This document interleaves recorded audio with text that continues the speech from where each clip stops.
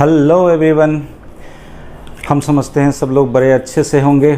चलिए हम लोग आज स्टार्ट करेंगे DNF ब्लॉक का फर्स्ट लेक्चर, जो कि हमारा लाइव क्लास में बहुत बच्चों ने कंप्लेन किया कि सर रुक रुक के आ रहा है, उसमें बफरिंग हो रही है, साउंड क्लियर नहीं, उसके इसीलिए हमने सोचा वो जो फर्स्ट क्लास जो हमने किया था उसे हम फिर से रिकॉर्डेड फॉर्म में आपको हम अपलोड कर देते। चलिए बिना रुके हम लोग स्टार्ट करते हैं DNF ब्लॉक एलिमेंट। देखिए सबसे पहले उसमें स्टार्ट करना है हमें डी ब्लॉक एलिमेंट। तो what is called D block element? देखिए जब कभी भी कहता है व्हेन लास्ट इलेक्ट्रॉन किसी भी एलिमेंट का, when last electron of any element enters या filled in n-1 d subcell, यानी किस में जाना चाहिए? D में जाना चाहिए। वही कौन सा? n-1। n-1 समझते हैं?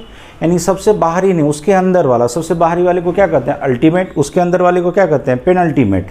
यानी कि सबसे बाहरी नहीं, उसके अंदर वाले डी सबसेल में आना चाहिए। इसका मैं मतलब समझाता हूँ। यानी कि जब लास्ट इलेक्ट्रॉन n-1 d में जाएगा तो मेरा क्या कहलाएगा? D block element. चलिए यहाँ देखिए, जैसे आयरन मैंने एक एग्जांपल लिया। अगर आयरन का ही मैंने एग्जांपल लिया है तो आयरन का एटॉमिक नंबर कितना होता है? 26। इसका इलेक्ट्रॉनिक कॉन्फ़िगरेशन लिखते हैं 1s2 2s2 2p6 3s2 3s2 3p6 4s2। Check कीजिएगा, यहाँ 10 और 10 कितना हो गया? 20। मेरे पास अब बचा कितना? 6। तो इसके बाद कौन आता है? एनर्जी के बेसिस पे, अबाउ प्रिंसिपल के बेसिस पे 4s के बाद कौन आएगा? 3d। गौर से देखिए, मेरे पास बचा हुआ था कितना? 6। चेक करेंगे यहाँ पे देखोगे हुआ क्या कि ये है मेरा सबसे बाहरी सेल, लेकिन एनर्जी चूंकि इसका कम होता है तो इलेक्ट्रॉन पहले जाता है। तो n बराबर कौन है? 4। ये है मेरा अल्टीमेट सेल, या कह सकते हो आउटर मोस्ट सेल इसको कहते हैं, या अल्टीमेट सेल कहते हैं। तो यहाँ पे n-1 की बात करोगे तो कितना हो गया? 3। इसको कहते हैं सबसे बाहर वाला अल्टीमेट या आउटर मोस्ट, उसके अंदर वाले को कहते हैं पेनल्टीमेट सेल। तो देखो तो पेनल्टीमेट सेल के डी में गया है, लास्ट इलेक्ट्रॉन कहाँ फिल किया? बाहर वाला नहीं, उसके अंदर वाले, यानी पेनल्टीमेट सेल के डी में जब जाता है किसी भी एलिमेंट का last electron, that is called D block element. शायद क्लियर हो गया होगा। चलिए अब हम लोग आते हैं पीरियड टेबल में। पीरियड टेबल में देखोगे तो ये जो डी ब्लॉक एलिमेंट्स हैं इसमें मेनली 3 सीरीज हैं, 3D 4D और 5D सीरीज है। 6D भी सीरीज है, बट इसमें ये अभी इनकम्प्लीट है।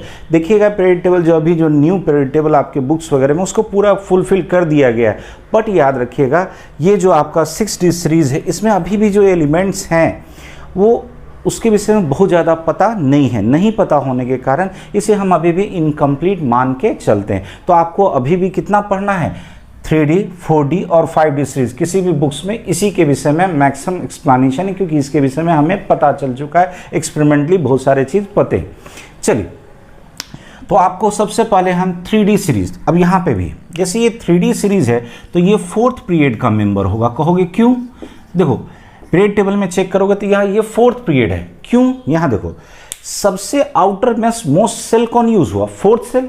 तो जब 4th सेल यूज हुआ तो जो maximum number of cell use हो जाता है वो उसका क्या बनाता है? पीरियड।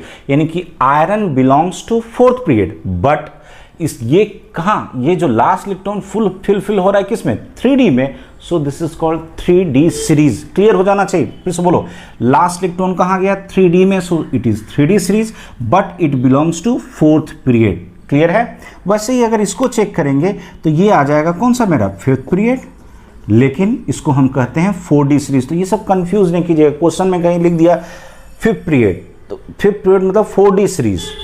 4th पीरियड तो 3D सीरीज। वैसे ही यहाँ पे ये होगा 6th पीरियड। तो बस हम इतना बताने की कोशिश कर रहे थे। अब चलिए 3D सीरीज कहाँ से शुरू होता है? स्कैंडियम से लेके कहाँ तक? जिंक तक। तो यहाँ एटॉमिक नंबर कम से कम एक याद रखिए, बाकी सब याद हो जाएगा। तो स्कैंडियम का कितना? 21 21। तो 21 से यहाँ से काउंट करते जाएगा, वहाँ कितना पहुँचा? 30। यानी ये टोटल एलिमेंट कितने हैं? 10। बोलो यहाँ से यहाँ आने के लिए 18 जोड़ोगे, क्योंकि बीच में पीरियड टेबल में होता क्या है? पी ब्लॉक के और कितने आएंगे? अभी बोलो ये टोटल 10 हो गया। पी ब्लॉक का कितना आएगा? 6, और इधर कौन आएगा? 2 8। कितना जोड़ेंगे? 18। इसमें आप 18 जोड़ो। तो इसमें जब आप 18 जोड़ोगे तो कितना हो गया? 39। कितना हो गया? 39। फिर 18 जोड़ो, ये कितना हो जाएगा? 57। अब चूंकि यहाँ लेंथेनाइट सीरीज 14 एलिमेंट, ये जो लेंथेनाइट सीरीज है ये 14 एलिमेंट बिल्कुल अलग हो जाता है, तो 14 और जोड़ दो, यानी 18 में आप 14 जोड़ोगे यानी 32 जोड़ना होगा, तो कितना हो जाएगा 89। तो इसी तरह से 39 से मतलब 48 तक होगा कौन, 4D सीरीज। 5D सीरीज 57 से यहाँ और 14 जुड़ जाएगा, तो यहाँ टोटल मरकरी कहाँ तक होगा, 80 तक। तो ये छोटा छोटा चीज़ याद रखिएगा। जैसे गोल्ड का कितना है 79, प्लेटिनम कितना है 78। तो ये सब आपको ऐसा नहीं कि टिप ऑफ टंग, ये सबको रखिए, बड़ा काम देगा। जैसे सिल्वर 47, जब हम लोग कोऑर्डिनेशन कंपाउंड वगैरह पढ़िएगा तो वहाँ पे इसका आपको कन्फिग्रेशन एकदम दिमाग में रहना चाहिए। तो उसके लिए सिल्वर, कैडमियम, प्लेटिनम, गोल्ड और मरकरी, ये सब चीज़ याद रहना चाहिए। चलिए, तो सबसे पहले अब एक सीरीज वाइज सारा हम लोग एलिमेंट देख लेते हैं। तो सीरीज वाइज आइएगा तो सबसे पहले देखिए, यहाँ मैंने जो ट्रिक बना रखा है, ये ट्रिक लिखा हुआ है। मैं 2 बार बोलूँगा, 3 बार बोलूँगा, आप लोग कोशिश कीजिएगा इसे अच्छे से लिख लें, इसे अच्छे से लिख लें। बोलिएगा सचिन तेंदुलकर, मैंने शॉर्ट में लिख दिया, तेंदुल लिख के छोड़ दिया। Sachin Tendulkar very crown man, Sachin Tendulkar very crown man, फिर कोई नहीं क्यों जानूं। मतलब सचिन तेंदुलकर इतने सुपर पर्सन बन चुके हैं कि उसके बाद फिर कोई क्यों नहीं जानूं, एक स्टेटमेंट बन गया। अब देखो इस स्टेटमेंट से हमारी दुनिया को कोई लेना देना नहीं, वो हमने याद करने के लिए बनाया, बट ऐसा बनाया, ऐसा फैमिलियर बनाया कि वो याद हो जाए। अब अनाप शनाप चीज़ मत बना लीजिएगा ताकि याद ही नहीं हो। ये वाला चीज़, फिर कोई नहीं, ये सीक्वेंस कभी नहीं भूलिएगा, फिर कोई नहीं, आयरन, कोबाल्ट और निकेल। चलिए, Sachin scandium, Tendulkar titanium, this is very very, vanadium, chromium Cr, chromium, manganese Mn, man, फिर आयरन, कोई, कोबाल्ट नहीं, निकेल, क्यों, Cu, देखिए क्यों सटीक बैठता है, Cu, यहाँ कोई तो Co, कोई, क्यों Cu, और यहाँ जानू, जिंक। चलिए नेक्स्ट आइए, ये जरूरी नहीं मोहब्बत तुम्हें रुलाती रहे। मतलब कोई वैसा डिप्रेस्ड पर्सन है, आज लोग आप लोग के एज वाले लोग, तो उसको कोई समझा रहा है, ये जरूरी नहीं मोहब्बत तुम्हें रुलाती रहे, पढ़ो, अब उसे कहा जा रहा है पढ़ो आगे काम देगा। ये है मेरा 4D सीरीज। 4D सीरीज में हमने कहा ये जरूरी नहीं मोहब्बत तुम्हें रुलाती रहे, पढ़ो आगे काम देगा। चलिए, दिस इज यटरबियम, जरूरी जिरकोनियम, नहीं नियोबियम। उसके बाद आप देखेंगे दिस इज मोहब्बत, मोलिब्डेनम, तुम्हें TC, ये है मेरा टेक्नीटियम, रुलाती, ये है मेरा रुथेनियम, ये है मेरा रहे, RH, रोडियम, पढ़ो, दिस इज पैलेडियम, आगे Ag, सिल्वर, काम देगा, यहाँ देखो काम, C देगा, D, कैडमियम। ये क्लियर हो गया 4D सीरीज। अब आइए 5D सीरीज में, हमें पता है लैंथनम से शुरू होगा, ला हफ्ता ताव, वरना रे उसी आयरन रड से पिटाई और होगी। फिर से बोलेंगे, ला हफ्ता ताव, वरना रे उसी आयरन रड से पिटाई और होगी। ला लैंथनम, हफ्ता हैफनियम, ताव दिस इज TC टेक्नीटियम, यहाँ वरना दिस इज W टंगस्टन, रे ये है मेरा रेनियम, उसी ओस्मियम, आयरन रड इरिडियम, पिटाई प्लेटिनम और Au होगी Hg। क्लियर है? तो ये आपको पीरियड वाइज पहले याद कर लेना है। इतना क्लियर हुआ? अब हमको ग्रुप वाइज भी ये याद रहना चाहिए। एक बार पीरियड वाइज हो गया, अब हमें ग्रुप वाइज भी इसे याद कर लेंगे। देखिए कैसे याद करते हैं। सेकेंडियम है तो इसे ऐसे याद रखेंगे, सेकेंड, ये ईयर, ये टर्बियम, लगेगा एसी नहीं भी याद करेंगे हम, 6D सीरीज को नहीं भी याद करेंगे तो चलेगा। यहाँ तक हमें याद रहना चाहिए, यहाँ तक हमें याद रहना चाहिए। 5D सीरीज तक हमें याद रहना चाहिए। चलिए आगे बढ़ते हैं। टी जरा हाफ, और यहाँ जो रदरफोर्डियम था रख, टी जरा हाफ रख, बस इतना ही तक। अब देखिए, अब 3 का ही लेंगे सीरीज। वो कैसे याद रखिएगा, वो नवाब, हिंदी में लिख दे रहा हूँ, नवाब था, वो नवाब था, वो this is vanadium, Nawab niobium, और दिस इज TC टेक्नीटियम है, था। यहाँ देखिए करोड़ों, जैसे करोड़ होता है ना, करोड़ों, इंग्लिश में ही लिख देता हूँ ज़्यादा बेहतर रहेगा। करोड़ों, मोल भाव, जैसे होता है ना, कोई भी चीज़ कॉस्टली होता है तो उसे हम क्या कहते हैं, मोल, ज़्यादा मोल भाव वाला चीज़ है। तो करोड़ों मोल वाला, एक्चुअल में यहाँ पे नीचे SG है तो हमने उसे ट्रिक बना रखा था साग, करोड़ों मोल वाला साग, बट जरूरी नहीं है। चलिए यहाँ देखिए, Monday, this is Mn, manganese, तो मंडे तक, दिस इज Tc, टेक्नीटियम, और दिस इज रेनियम। मंडे तक रे, जैसे कोई आपका मान लो कोई भाई है, उसको कह रहे हो मंडे तक रे, रुक रे भाई, तो मंडे तक रे। फिर आयरन Fe, फिर रूठा, दिस इज रुथेनियम। उसके बाद ओस्मियम, तो ओसामा, OS, ओसामा। कोबाल्ट, फिर तो इसको आप याद रखिए, कोई क्यों, कोई रहेगा इरेगुलर, कोई रहेगा इरेगुलर, कोई रहेगा इरेगुलर। जैसे कोई मान लो कोई टीचर है, पूरे अपने क्लास को रहेगा, कोई रहेगा इरेगुलर, नहीं पढ़ोगे पीटोगे। मतलब टीचर बड़े स्ट्रिक्ट हैं, उन्होंने कहा कोई रहेगा इरेगुलर, नहीं पढ़ोगे पीटोगे। तो अब कोई स्टूडेंट जवाब देता है, क्यों आगे आऊं, मैं क्यों आगे आऊं, आगे आऊंगा तो पिटूंगा, इसलिए मैं क्यों आगे आऊं। पढ़ते पढ़ते टेंशन हो जाता है, तो आजकल के जो स्टूडेंट होते हैं, आप लोग के एज के, नहीं कहते हैं कि ज़िंदगी एकदम ख़त्म सी हो गई है, तो ऐसे ही कहता है कि ज़िंदगी कैद हो गई, ज़िंदगी कैद हो गई।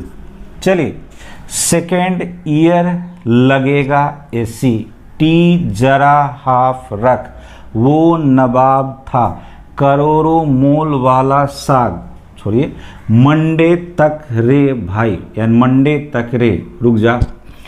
फिर रूठा ओसामा, कोई रहेगा इरेगुलर, नहीं पढ़ोगे पीटोगे, क्यों आगे आऊं, जिंदगी कैद हो गई। देखिए, इससे ट्रिक से कोई लेना देना नहीं है, बट अच्छे से पढ़िए, बहुत अच्छे से याद हो जाएगा। जैसे मैं आपको अभी बता दूं आगे कहाँ काम आने वाला है। जैसे ये जिरकोनियम और हैफनियम का, तो आपको एक सीरीज़ में वहाँ पे पूछा था साइज़, इन दोनों का साइज़ बराबर होता है। तो साइज़ आपको ग्रुप वाइज जब पूछेगा तो टाइटेनियम के नीचे जिरकोनियम है, उसके नीचे हैफनियम है, ये सीक्वेंस याद होना चाहिए। जैसे हम ही देखेंगे आगे, क्रोमियम, मोलिब्डेनम और टंगस्टन, इसमें जो होता है ये ऑक्सीडाइजिंग एजेंट होता है, ये दोनों ऑक्सीडाइजिंग नहीं होता, तो वो भी सीक्वेंस में आपको याद रहना चाहिए। देखिए, हमने आपको कहा कि ग्रुप वाइज एलिमेंट भी इंपॉर्टेंट है, तो सबसे पहले देखिएगा ग्रुप 10, 11 और 12। तो सबसे पहले 10 को देखेंगे, निकेल, पैलेडियम और प्लेटिनम। देखेंगे जब हम ऑर्गेनिक में आप पढ़ेंगे, जैसे अल्कीन और अल्काइन का हाइड्रोजनेशन से जो अल्केन बनता है, तो वहाँ पे ये तीनों कैटलिस्ट होता है। तो ये कैटलिस्ट का क्या काम हुआ, उस डबल बॉन्ड को तोड़ के वहाँ पे हाइड्रोजन जोड़ना। So these are called hydrogenation catalyst. तो ये पूरा का पूरा ग्रुप ही है। बोलिए कौन कौन, निकेल, पैलेडियम और प्लेटिनम, ग्रुप 10 का। ठीक है, ग्रुप 11 में आइए, कॉपर, सिल्वर और गोल्ड। अभी अभी मैंने कहा था आपको कि इसका पुराने ज़माने में क्या होता था, क्वाइंस बनते थे, सिक्का बनता था। So these are called coinage metal. आगे आते हैं ग्रुप 12। यहाँ देखिए ट्रांजिशन लिखा हुआ है। ट्रांजिशन का मतलब समझिए। देखिए, D block elements are also known as transition element. क्या कहते हैं इसे, ट्रांजिशन। क्यों कहते हैं, गौर से देखिएगा। एक्चुअल में डी ब्लॉक का जब पोजीशन आप देखेंगे तो डी ब्लॉक का पोजीशन आपको पीरियड टेबल में कुछ ऐसा नजर आएगा। This is P block, this is D block and this is S block. S block में मेनली क्या है, मेटल्स। जब हम इधर से इधर आते हैं तो ये क्या हो जाता है, नॉन मेटल। तो देखो, तो मेटल से कैरेक्टर किधर शिफ्ट कर रहा है, नॉन मेटल में। तो ये वाला जो बीच वाला जो ये जो पूरा का पूरा डी ब्लॉक आया, ये डी ब्लॉक कैसा हो गया कि जैसे एक बदलाव आ रहा है, कोई किसी भी चीज़ में जब चेंजेस आता है, जैसे एक जनरेशन से दूसरा चेंज, तो वो जो जहाँ पे चेंज आता है उसे हम क्या कहते हैं, ट्रांजिशन, बदलाव वाला फेज। तो ये वाला क्या है, प्योर मेटल से कहाँ जा रहा है, नॉन मेटल की तरफ। तो ये जो चेंजेस हो रहे हैं ये मेटल्स होते हैं, लेकिन इससे एस ब्लॉक से इसमें मेटालिक कैरेक्टर थोड़ा सा कम होता है। तो वो जो फेज जो है बदलाव का, so this are called transition element. क्यों कहे transition? Because their position is in between the s block and p block element. Is that clear? अब सुनो, ट्रांजिशन तो खैर कह दिए, लेकिन सारा d block element transition element नहीं होता। ट्रांजिशन के लिए कंडीशन है कि वहां कम से कम डी में, ये जो n-1 डी की बात किए थे, 1 से 9 तक ही होना चाहिए, मतलब पूरा का पूरा पेयर्ड नहीं होना चाहिए। एक भी कम से कम यहाँ पे मेरा डी में क्या होना चाहिए? अनपेयर्ड इलेक्ट्रॉन रहना चाहिए। ऐसा नहीं कि पूरा का पूरा फुलफिल्ड हो जाए। यही कारण है कि जिंक या कैडमियम और मरकरी ग्रुप 12 वाला डी ब्लॉक होने के बावजूद भी वो मेरा कैसा है? ट्रांजिशन एलिमेंट नहीं है। So these are called pseudo transition element. है डी ब्लॉक लेकिन ट्रांजिशन नहीं है। जिंक का एटॉमिक नंबर आप लोग सबको याद होगा, अभी अभी सिखाया 30।